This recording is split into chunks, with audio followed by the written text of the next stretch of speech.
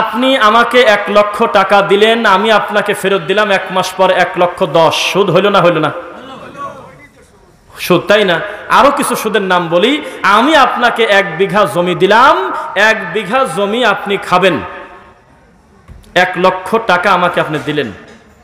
1 বছর পরে আপনার জমি আপনি নিয়ে নেবেন আর 1 লক্ষ টাকা আমার কাছ থেকে নিয়ে নেবেন। মাঝখানে আপনার টাকা নিয়ে আমি 1টা বছর উপকার পেলাম। এটা হলো মানুষের কথা। এবার আপনারা বলেন তো, এইটা কি অসুবিধা আছে? পিছনের লোক ভয় পাইছে, এটা কি সমস্যা আছে? আছে। কেন? ইসলাম এইভাবে জুলুম কাউকে করে না। টাকা টাকাই থাকবে পড়ে, 1 বছর আপনি সম্পদ খাবেন, ইসলাম এই বিধান করে না। আপনার ঠান্ডা হুজুর যা আর এক শয়তানি করে থয়েছে, বলতেছে না 1 লাখ টাকা ওইভাবে ফেরত না নিয়ে 99,000 নিক, 98,000 নিক, 2,000 টাকা কম দিয়ে দিক, তাহলে হুবহু ওই টাকাটা থাকলো না। কথা কি বুঝতেছেন নাকি? এটা হলো শয়তান এমন ভাবে ধোকা দিয়ে দেছে। আরে পাগল, 1 বছর ভরে সম্পদ খাওয়ার দাম কি 2,000 টাকা?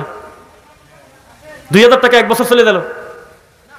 তাহলে সম্পদ কি করতে হবেন আপনারা? এটাকে কি বলে বা বর্গা নাকি? হ্যাঁ, কট। এটা কি রাখবেন আপনারা?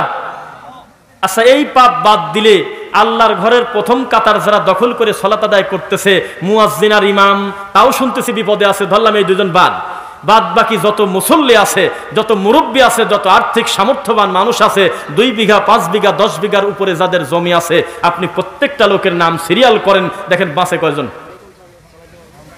তার মানে এই পাপটাকে পাপ মনে করতেছে না। 40 বিঘা জমিতে উনি চাষ করবে না, 30 বিঘা দিয়ে রাখছে, যে প্রত্যেকের কাছ থেকে 1 লাখ 2 লাখ 20,000 50,000 নিয়ে খলিলপুর বাজারে মার্কেট করতেছে, আর সমস্ত টাকা এখানে খাটাচ্ছে, ভাড়া পাচ্ছে, টাকার পাহাড় গড়ে নিচ্ছে। ওই নিরীহ লোকটা 1 লাখ টাকা দিতেও পারে না, সম্পদও ফেরত পায় না। কথা কি বুঝতেছেন নাকি? তাহলে এইটা হলো সুদ। যারা বলতেছে থাক চাকাটা নাম ধরা, হুবহু ওই টাকা না রাখি 2,000 কম দিয়ে, এটা পাকা খারাপ শয়তান। ইসলামে এই বিধান করা নাই। ইসলামে ইনসাফ ভিত্তিক বন্টনের কথা আছে। কথা বুঝতেছেন নাকি?